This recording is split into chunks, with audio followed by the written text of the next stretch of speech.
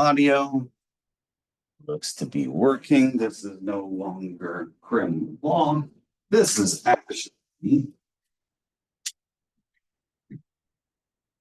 leasing. Boop, boop, boop.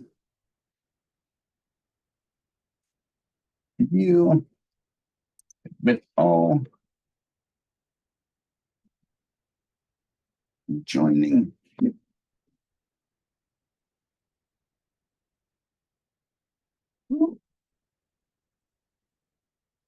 So we are currently about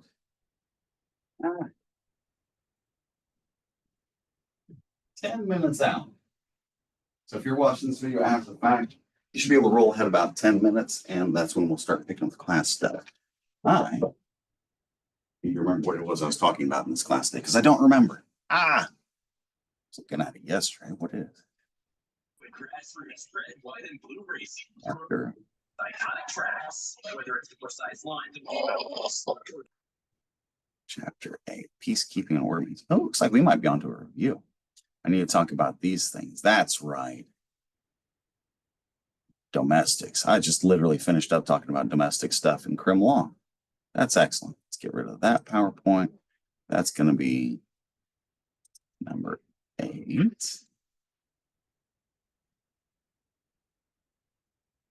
Okay. Oh, probably problems. Okay, so time to talk about this. I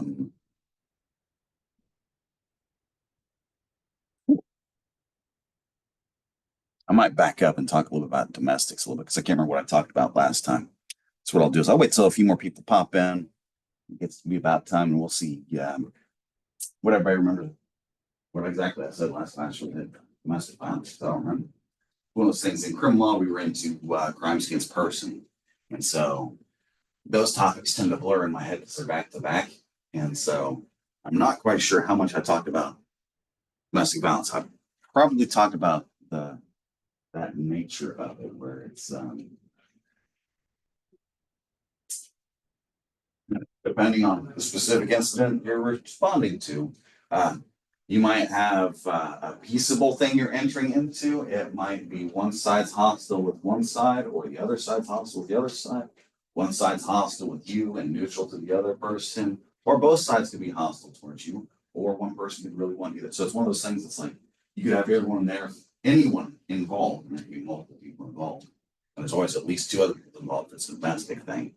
And your responses are anything from "you're my personal savior, thank you for protecting my life" to "I might want to kill you." You know, it's like, ooh, it's like that's a heck of a situation you put into. I also need to talk about mental illness and that kind of thing in terms of historical precedences since the 1970s, that kind of thing. That's usually a topic of discussion. Let's see what else pops up in my head. I'm gonna run down the halls real quick. So I'll be right back.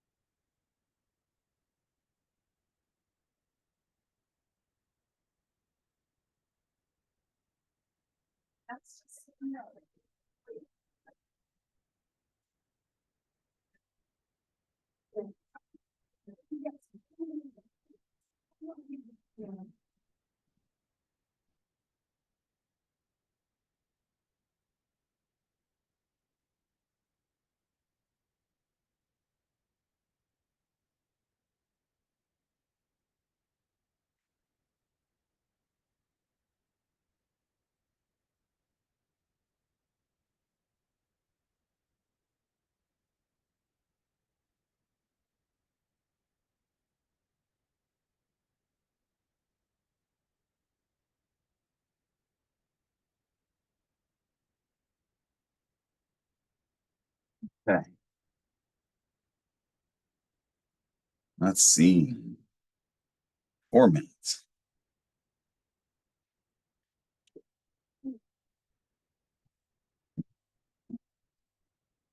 Prostitution. I remember talking about prostitution.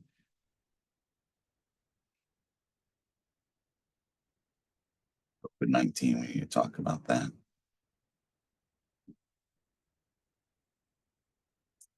Juveniles. Oh, and then we're off into the review.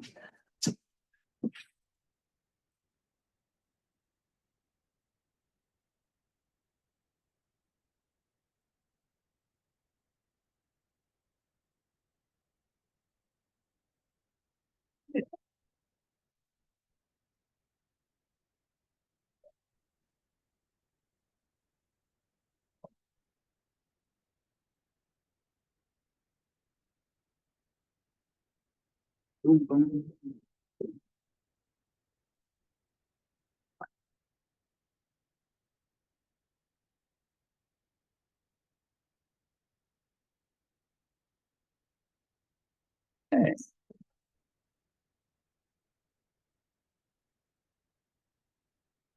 we have 3 minutes.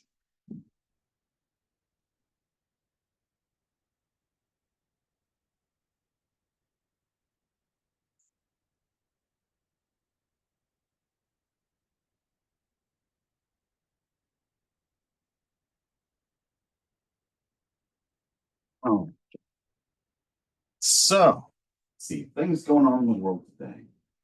Um, 3 minutes until 2 minutes until class. Trying to think of stuff that was going on today. I haven't looked at the news recently. Probably the weirdest thing I think I saw was it last week? Might have been the week before. It was whenever they were what was it? It was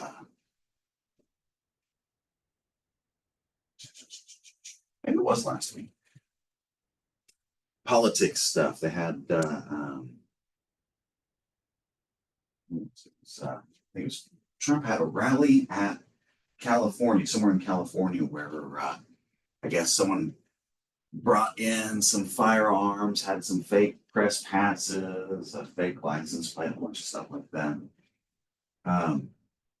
It was really, really funny because it was, I think, initially reported that that might have been another assassination attempt, and then it was like the next day or something like that. That you know, it's the next day that they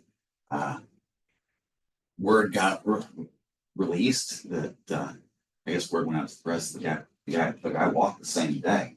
What it was from the best I could gather was it would sound like a crazy person who was actually a supporter kind of thing. That's like, oh, good golly, that means crazies are out on all sides probably. It's like, ooh, and politics, as you can see, just like how wide viewpoints people have. But such is life. Um, let's see here. I just thought that was funny because it was one where it's like that initially people were looking at that and conspiracy theories kind of thing. Where it's like, oh, how would they let that person go? Well, it's California. It's like, no, it's not that at all. It's like if and should you have specialized treatment? Either way, it's like, I don't know. But these are dangerous things. Um, let's see, we got. Oh, it's officially 10 o'clock. I gotta run over it real quick. Let's grab this real quick and then let's see where's that. Oh, that's over here. All right. So, all right. So next up, we are policing. We're picking up with chapter 8. Let's see. Let me check this real quick. So I can't remember if I posted anything in this class yesterday or not. I posted out a whole bunch of stuff though across my classes. In here, oh, I did. I posted out another quiz. Oh, and I got a typo in it. I left out the blank for it's 25 points. Assignments, I pop out another one. No, I haven't popped out another one yet. I'll get one of those out soon. And then I haven't put in the exam 2 yet. Good. So whenever we finish this one, what we'll do is we'll start to roll off into a review because we're at that last chapter for this section, chapter 8. And from there, last time we were dealing with me. No, I'm just kidding. We'd moved into, they were talking about specific kind of issues that police deal with, domestics. We went into prostitution and one second. Boom, there we go. So we were dealing with talk about domestic issues, prostitution is a crime, that kind of thing. I also talked to you a little bit about crime prevention, how that's kind of handled. It's like the disruption element's a very vital element, but just to talk about it in terms of what it requires, what it does, and how effective it is. It's like, it really depends on how much of a problem it is in your city, because it's going to be in every city. And how many cities are going to have an officer they want to put on and say, okay, here's what you're going to be doing for the next several hours. You're just going to be rolling block. Depending on the number of officers they have, maybe they can do that, maybe they can't. But it's huge investment just in terms of that alone. Getting this is off on the other screen. Okay. When it moves into so we talk about domestic disturbances, owning a firearm, that kind of thing. Kind of stuff. When we start getting into the mentally ill, that's the next one. So after it moved into prostitution, it was homelessness. We talked a little bit about that. And last class, I probably talked a little bit about the overlap there, because there's a little bit of an overlap.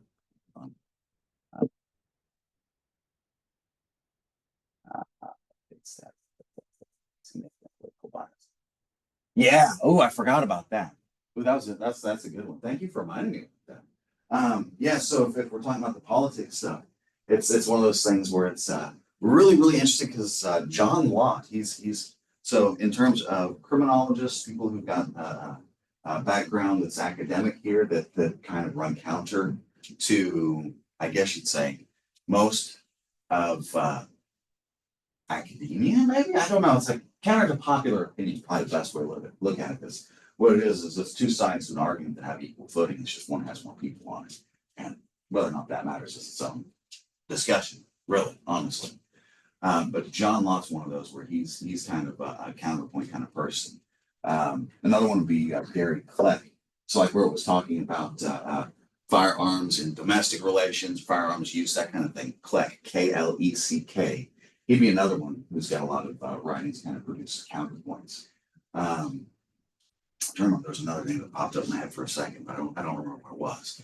I don't remember. But yeah, John Lott was I've seen his article in the news a little bit. Basically, what had happened was that was it UCR NIBRS numbers kind of thing? Those are the annually reported numbers that we have from our policing agencies about how much crime there is, whatever you want to look at it. I'm moving around too much. It sounds really and basically what happened was we didn't have all the departments reporting, so numbers weren't all in, but with it being partially in, it looked like numbers for crimes were down. And so with it being a political season, that became a major, not a major one, but one point of support for one side of the aisle, I guess. Yeah, that's exactly what happens. It became a point for one side of the aisle, and it's like, yeah, as more reporting came in, it actually made the picture look a whole lot worse than, well, not a whole lot worse, just worse. Negative. It made it look negative before it was positive, now it's negative, and that's always going to be the worst thing that people pick up on. That changed the nature of it. So that one was that is an important one. But yeah, so John Lott, he's one of those people that had articles on it. You find Lott. I remember, I think his name is John Lott Jr., but I'd have to double check that. My memory's not that good. Also, when it comes to, if you like firearms kind of stuff, police officers usually, policing classes, police officers themselves, of course, but policing classes tend to have more people who like firearms. And so that's the one. Let's see, I'll share my screen. When we're talking about the homeless, one of the things I identified is that there is some overlap with, if this does it right. No, it's sharing the wrong screen. Okay, I won't do it like that then. Or it's not sharing the wrong screen, it's projecting on the wrong screen. I'll just share it like this. Did it share the right screen? Okay, yes it did. Good.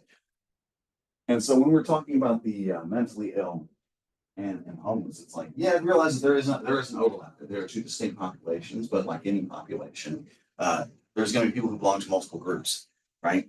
And so with the homeless population, you have those who, everywhere from falling on hard times, temporary, to chosen way of life, chosen lifestyle. You have people who actually choose it. And from the outset, some people will call that mentally ill. It's like, yeah, that's not the same thing at all, but you will find some elements of mental illness there for the people who can't, would find literally physically impossible to hold down careers and that kind of thing because of mental illness and drug and homeless. So you guys know all that side, though. You don't need to explain that. What we need to talk about there is this. It's on the slide. So it talks about 7-10% of these contacts are mentally ill, right? It's one of those numbers. It's really a scary number if you know much about numbers. That 10%, anywhere from like, you start getting into 10%, it's actually a pretty serious issue. If you said how many police encounters take place every year, realize that that's a different number than how many people they're actually coming in contact with. That's one of those that's going to look like this. You're going to have a whole bunch of people that have zero, and then you have a very few number of people that have a whole lot, right? And so it's just in this subsection of people that you're dealing with, those who actually engage in substantive criminal activity.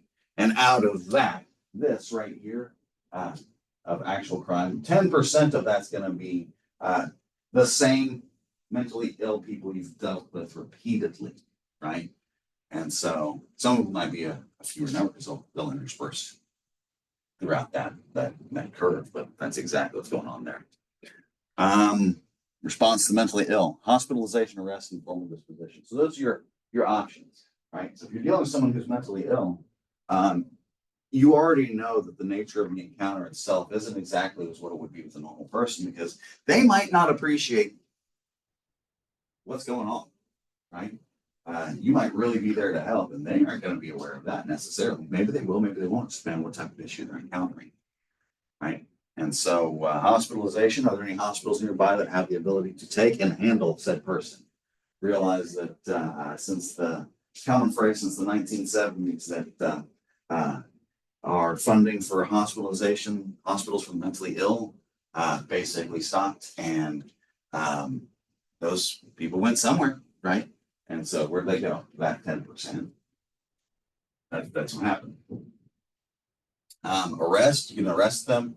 That kind of thing. Here it mentions mercy booking, where that will be where they actually arrest the person so that way they can give them some services, right? Example. Police department knows the person who is mentally ill, who's wandering the streets. They've had regular interactions with this person. Well, it's been about 3 or 4 days. We know that this person doesn't have any means to bathe, shower, no change of clothes or anything like that. Let's go get him on vagrancy. We'll bring him in and give him a shower, place to sleep tonight, that kind of thing. Can't do it all the time. Wait a second. That's where you're at over here, right? And so because of that, that person's actually getting something that benefits them, even though officially it's like, ooh, you really don't want to do that.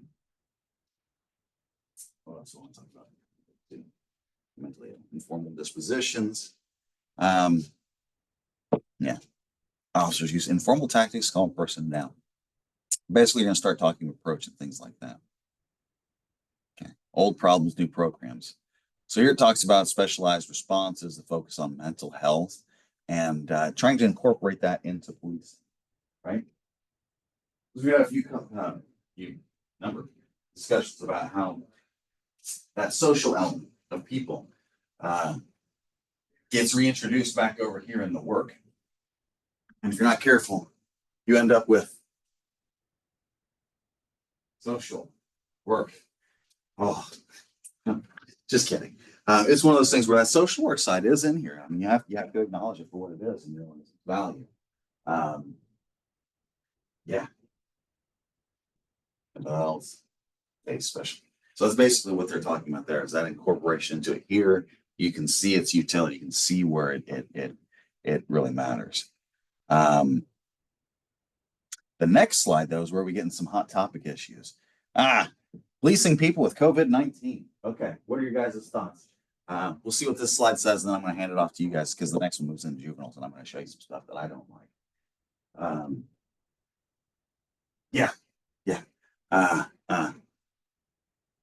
Let's see. COVID-19 presented a problem, or that presented the police with a new set of problems.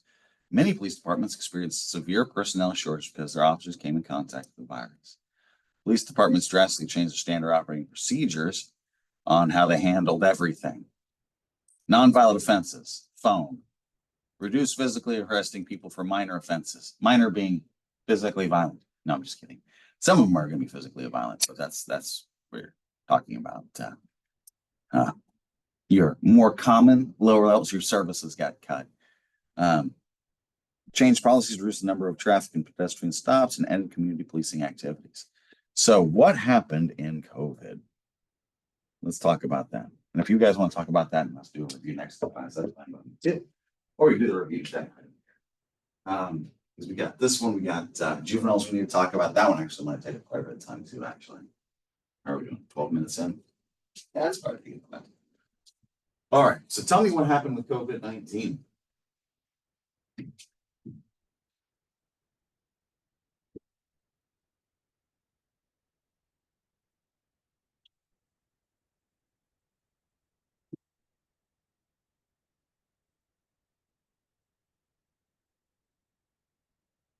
Give for me the context of what happened back in the year 2020.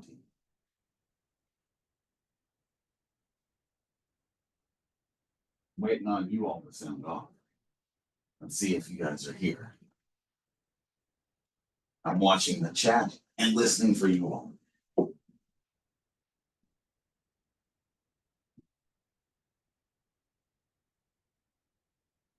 Policing and COVID. The world basically shut down. Exactly. All right.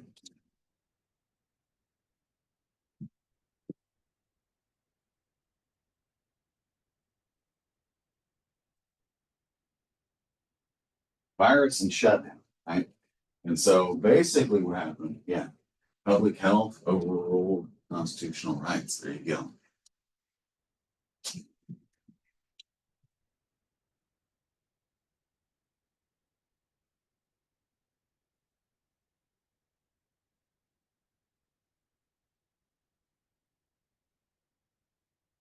Yeah. Few issues. Call response change. That's a big one. Yeah. All right. So we'll start here to begin with. Okay. So basically we had something that was giving us all the signs of the Spanish influenza. If you're a history buff, you know what that looked like. What was that like? 20% of the world's population. I forget the exact percentage. I should know that one by memory, but I don't remember. Huge percentage of the world's population dies from a flu, right? And so we had a similar thing happening here. We had a respiratory virus that was taken out by good people. And as a result, the shutdown. To kind of frame that a little bit for everybody. I don't know how well you guys were watching it whenever it unfolded. Honestly, you guys are probably a little bit too young. That's like what, 4 years ago now? Well, it's 3 years ago. So you were probably paying some attention, not as much as you could have been, I guess, maybe is the way to look at it. The thing that caught my attention, why I got worried about it, was I saw whenever it broke out in China, they built like 3 or 4 hospitals in like 3 days because they're having so many people get sick and die. That's how serious it was. Now, a lot of people put their jobs out too. We'll get into that part in a second. But yeah, it's like, it's one of those things to kind of talk out of both sides of your mouth when it comes to that issue. It's like, one, you have to realize it was something new, something terrifying, and it was killing a lot of people, a lot. And so you can't downplay the risk of it, because that's something we do now a little bit. It's like, well, it didn't do anything. It's like, well, maybe we did something that worked, or maybe it just wasn't as strong. But I don't know. Those first, few weeks, it was knocking out a lot of people real fast. And so, who knows? That's probability. But with that, we had our own efforts here and across the world. Basically, everything shut down. In doing so,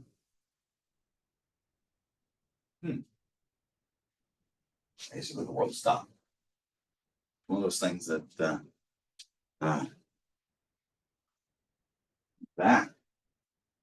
I really don't know what to say about that, because it was such a unique time in history.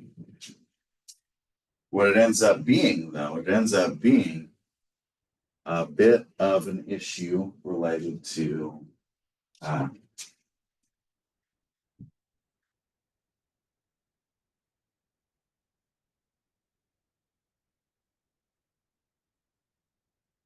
did not come out nearly as nice. There were problems and solutions, and the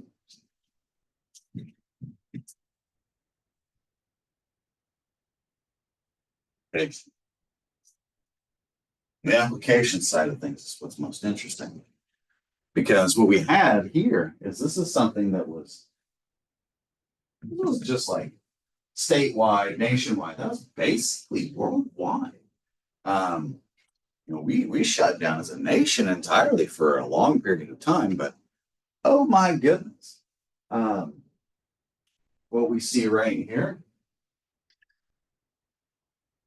is the role of application in addressing problems and bringing about solutions, because you'll see that with our system, we had a wide variety of things that happened. Everything from nothing to, forced kind of shutdowns, that kind of thing. Realize that we've got this issue. One, we've got this issue. Two, this issue. Three, and then what else do I want to talk about? That's probably the application side is what I really need to get into, because that's where it all gets really, really interesting. So if you look at policing, what this represents is something a little bit different than everything else, right? I know what it was. 4.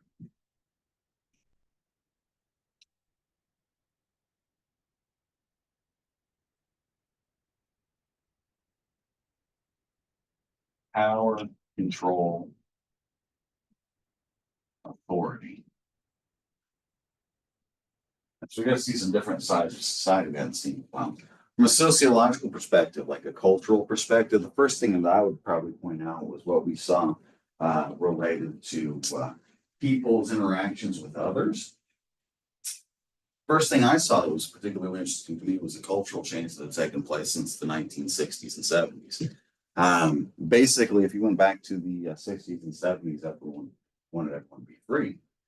Here, what we had was something a little bit different. The imposition of this power, control, and authority.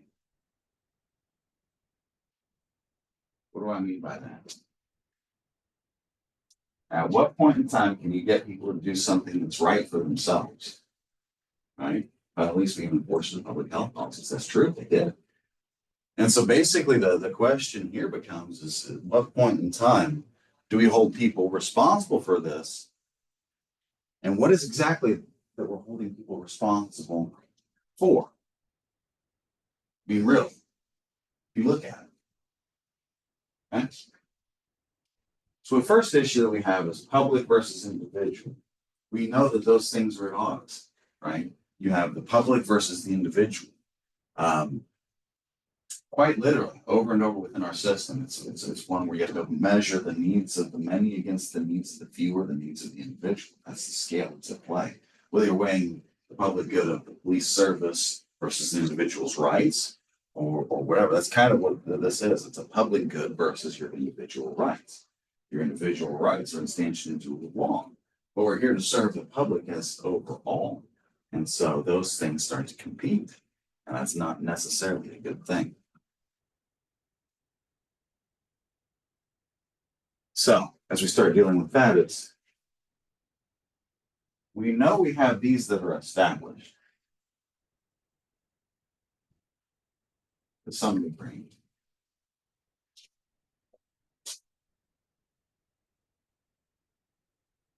This thing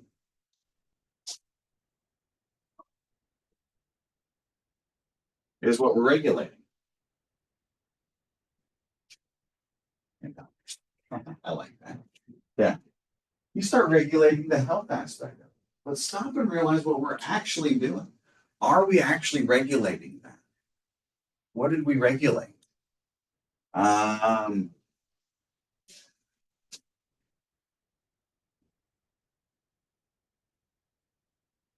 Social interactions, right? Who you can hang out with, when and where.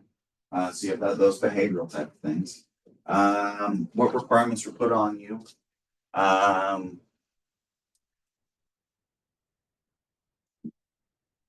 Masks, distance, closed businesses, all of those types of things. Right. So basically,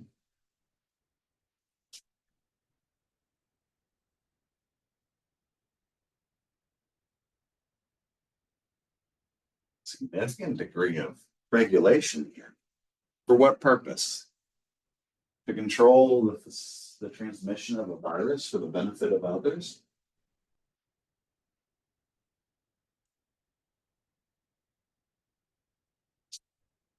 None of these things actually control any of that. You're controlling one thing over here, hoping it makes a change over here. They're like asking, how many stones do you need to throw into the river before the river changes its direction? Like, oh, how much force do you want to put into it? How many efforts? How many levels? Right? And how serious will they go? What were the processes these things were put into place?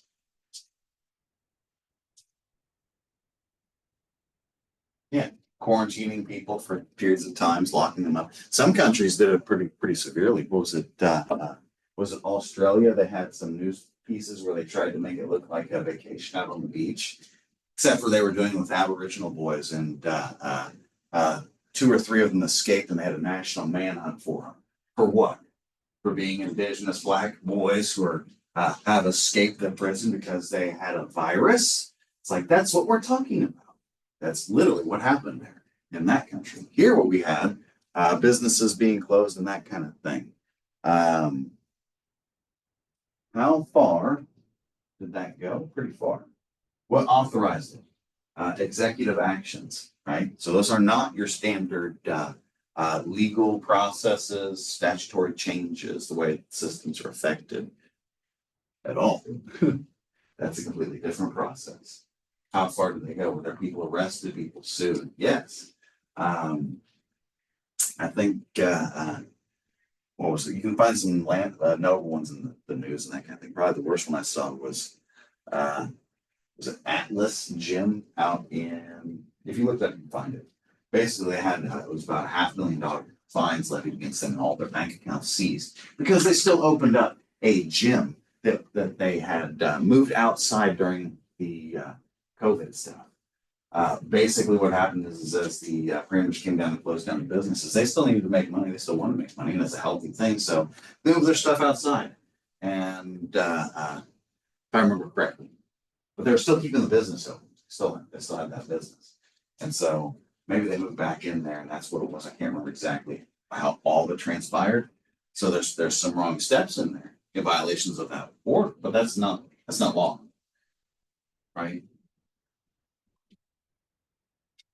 It's an executive order. How far would it go? That's going to be a problem. You look at executive orders in this country. How far do they go? What's the most extreme form of executive orders that have ever taken place in this country? Any of you know?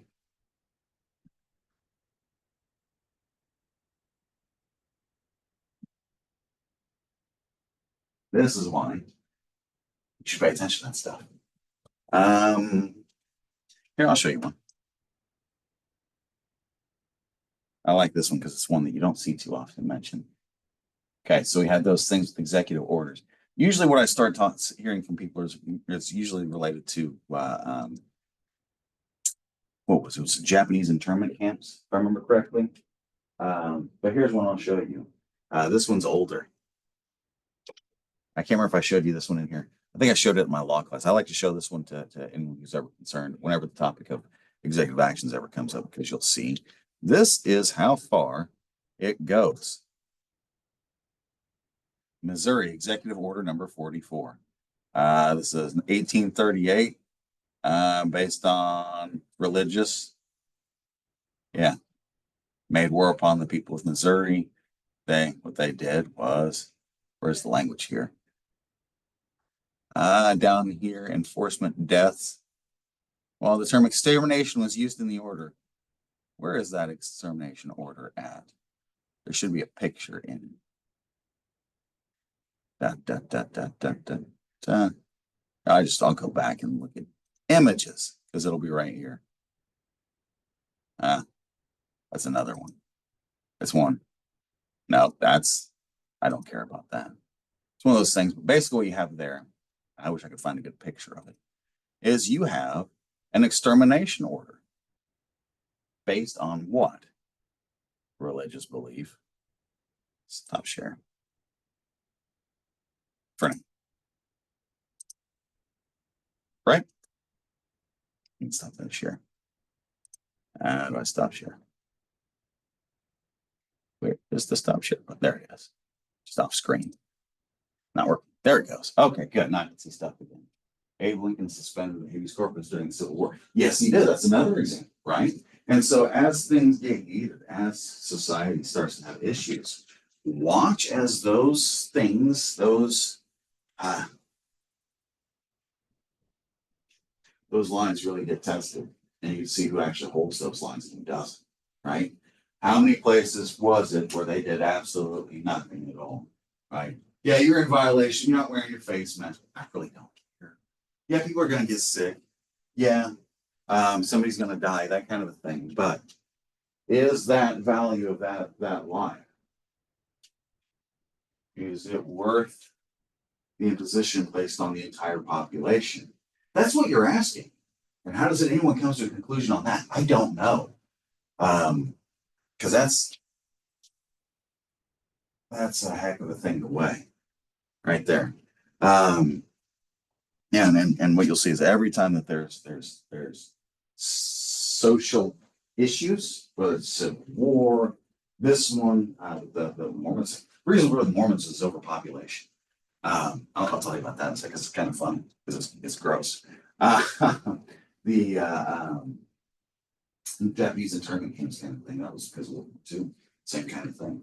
The Mormons is because of polygamy, that kind of thing. They were engaging in that.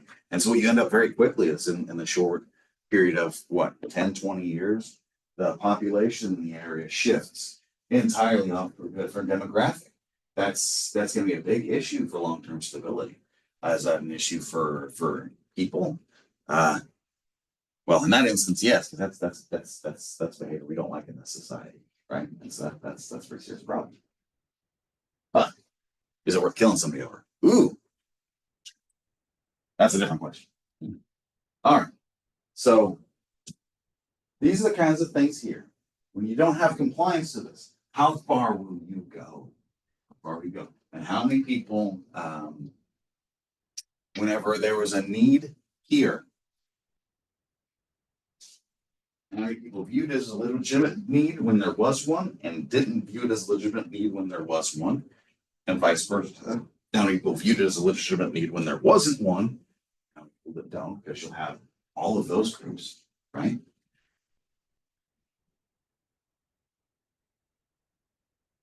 And then the ones who deem it necessary or don't, how far are they willing to push the issue? Welcome back to today's society. That kind of explains why society's fracturing. Everyone wants to push the issues their direction. Ah. Oh. Oh, I'm getting old. Getting hard to lean over to grab something I dropped. All right. And yeah, so basically that's what happened. Activities stopped. Okay. Juveniles. 3 more needed sentence for moving. I don't know. Those are the issues right there. Power, control, the authority. How far do you view yourself as needing to go to enforce it? How much is its value? Is it worth it? And is it something that you should do? Can you do it? That's a big problem because, well, people, you saw the extermination order, people put out whatever it is they want to put out. Who follows suit? It's all going to be in the application side of things. Even in the places where they had restrictions, on how serious were those enforcements, right? Some places it's going to be everything from nothing at all to you have no future, your career is now gone, your business is now ours. We've seized your bank account and we might take your freedom too. Right? And so that's huge issues. You think about that for testing police officers. Think about it being the individual officer in one of those regions where, hey, you got that order to come down and make sure that that gets enforced. That's why I remember the Atlas one. If you look up Atlas Gym, if you read about them in 2020, what you'll find is you might even still be able to find the initial video, the first time police showed up, the very first time they showed up at that gym. The officers showed up, they were good officers, they were normal officers. You know what they said? You can see that you guys are in violation of these executive orders. Well, you go about your business, have a good day. And they left. Why? It's not the law. Then what happened? Politics, social power. Different officers. Is that the right thing to do? Don't know there. I don't think I'd agree with that. But yeah, if you look that up, that's exactly what you will see. Take it from me. And so which point in time is it this? Or is it this? And we're going to figure out who exactly has what rights. I think that's where we're, right? And that's got nothing to do with any political alignment or anything like that at all. It's just where does that authority lie? And there are people who want power and will use it no matter what side of the aisle, no matter what side, whatever. It's like, there's power here. Yeah. And people will go to use it every single time. It's all in the application. Like dealing with people who have real power. It's like, oh my goodness, there's never a better test for someone's character than getting real power.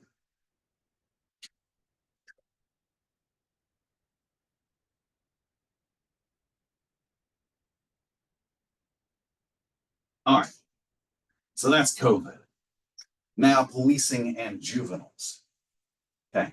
How much of a problem are juveniles?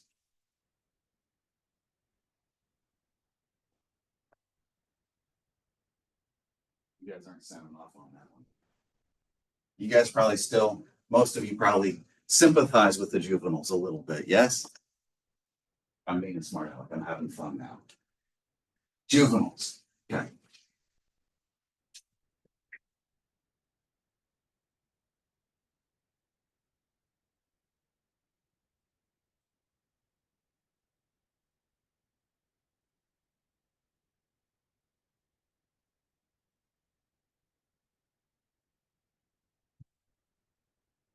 That right there. Okay, who's got a comment there? Anybody agree? Anybody disagree? Juveniles, they are the problem. Are you guys there?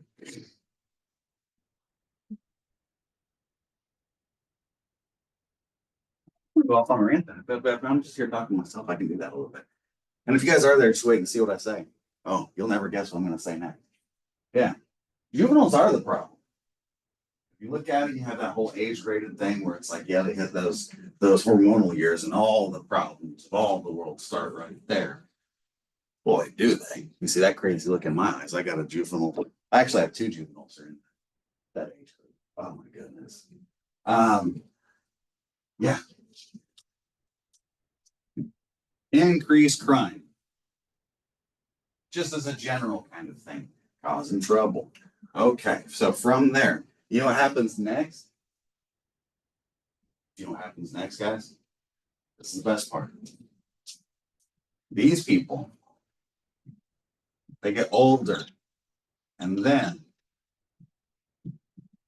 they become even worse.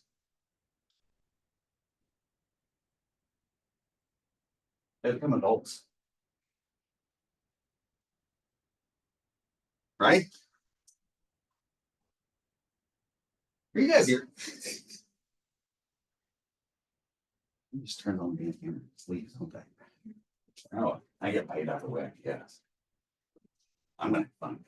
No, but seriously though, so higher amounts of crime, and the worst part is they grow up and become adults. So whatever they learn there, they take with them, and they become better at it, right?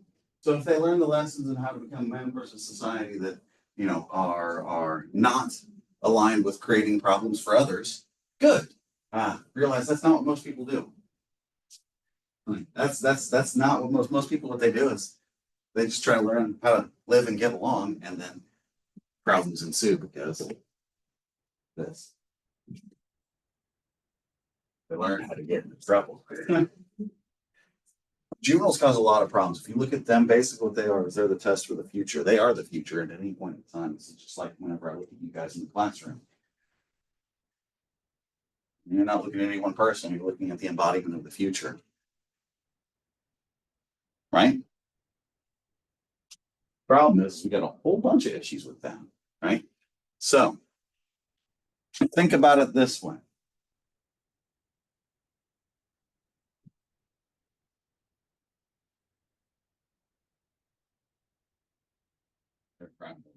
Yes, that's true. That's very true. So you are the excellent. I'm at least talking to two people. Yeah. I can see people sound off. Yes. Yeah. Yeah. So what is it that they're learning? What kinds of problems are they encountering, and what kinds of responses is that we give to them as a society? It's one of the most interesting things. Um, It reminds me of actually a few different elements is really what it reminds me of. The first one right here is this word that I had it under the other mentally ill group that we have, mentally ill. We have this group, don't get me wrong. They're the other mentally ill group. I like it. All right. I just want to know that someone's here. I'm not just talking to myself because I talk to myself a lot already. So, um, so this word right here is an important one, right? Mercy. Because that's not really what we do as a society. It's one of those things that's it's kind of interesting whenever you see it, it's kind of a call out. So like whenever they're talking about the mentally ill, the booking there, it's not actually a punishment. It's there for their benefit. And it's almost twisted if you really think about it, because what you're doing there is something that is inherently itself viewed by most people as negative, but for this one group it's good. And so it's you got that twist to it. What happens with this one? Mercy, oversight. What are some of the other things that we give? I'll ask it this way.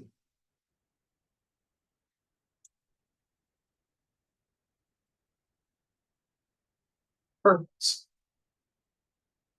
One of the interesting things, why something exists. Um, ooh, I'll do a social one. Guardians of the Galaxy. The only joke that really stuck with me out of all of them. Where is Gamora? Who is Gamora? Why? Why is Gamora? I like that one. Why? Purpose. Why? Um, this is the best question there. He's the smartest guy there. I really think so. No, I'm just kidding. The thing with this one, I want you to think about this for a second. Remember, we have a whole separate system to deal with this whole group of people. What is the purpose of that system? Why do we have a juvenile justice system? It's like, yeah, we're police officers, and you're not being called out specifically to deal with juveniles, but we do have a whole separate system from that point forward for them, right? That's how much of a problem they are. Because boy, are they a problem. Ooh, best problem to have. Because what that is like I said, it's between that you see all the potentials the future holds, and some of those are good, not all of them. This one, think about it. The purpose of that juvenile system is different than the adults. And because of that, what you can do is quite a bit different. Here, the purpose here,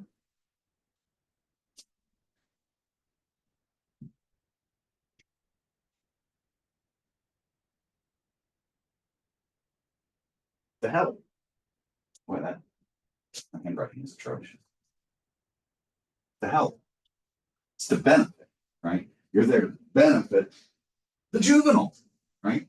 It's the whole principle behind parents patriae. Whenever you probably already got juvenile stuff, parents patriae. The system, the state is the ultimate parent, the ultimate one responsible for this population, right? Because that you're there for that benefit, that help. What you can do with juveniles is a bit more, so they don't have the same rights that adults do, because the adult system is there not benefit. Despite what rehabilitation is a goal. No, its purpose is corrective in nature. It wants to correct you.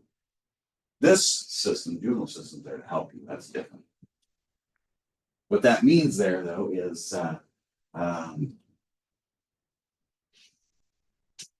somewhere between here and here, and we'll say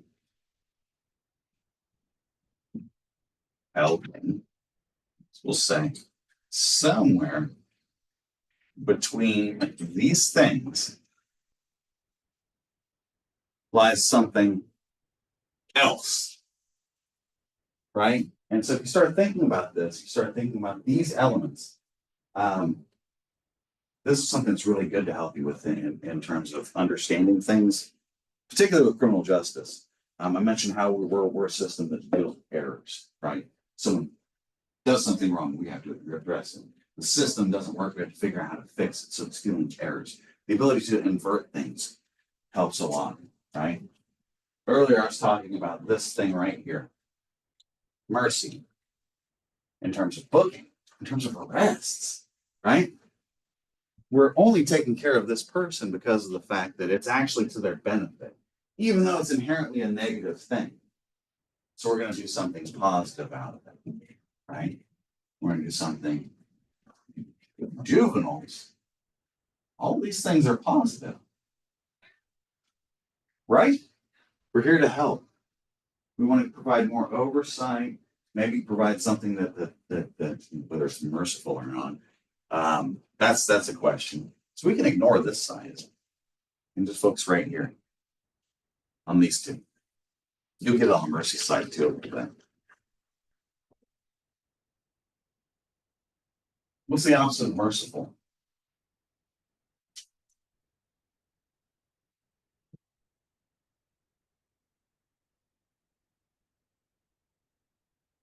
yielding, unforgiving, that kind of a thing, right?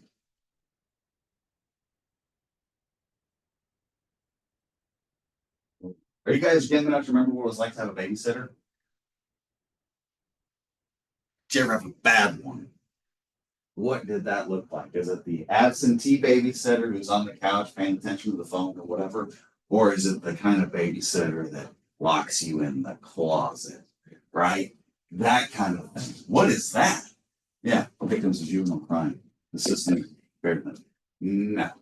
That's the thing when you start getting into the fairness aspect of justice. Justice is not fairness. It's something different. It really is. Um, yeah, we try to make the world more fair through justice, but that's not what it does. That is not. Um, here. What do I want to say here?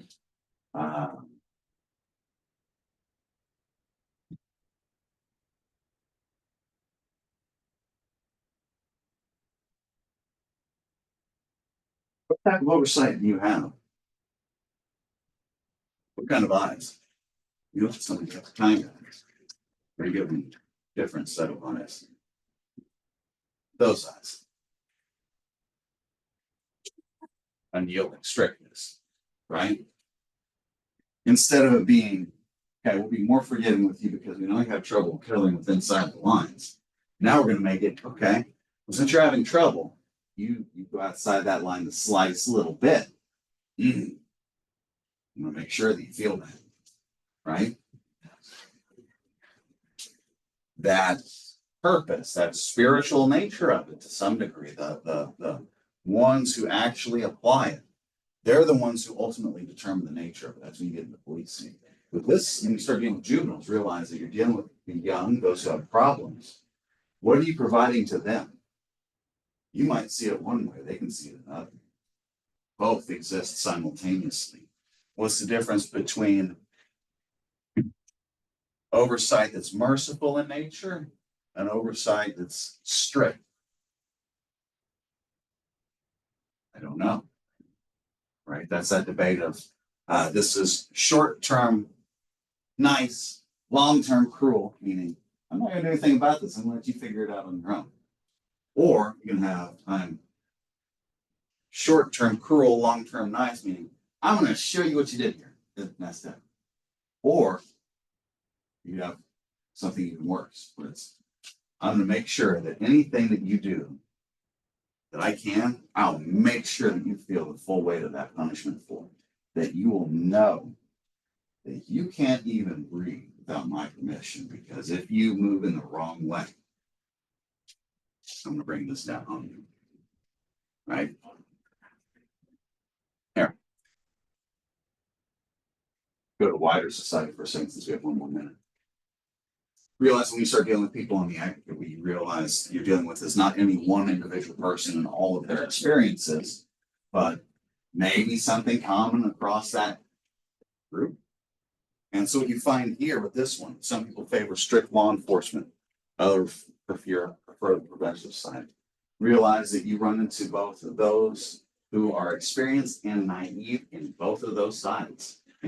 You'll have those who don't want there to be any enforcement because they don't understand the dangers that juveniles do possess, but they want to help the kids with all their heart. At the same time, you might have someone who favors the strictness because they know what happens should there be no oversight.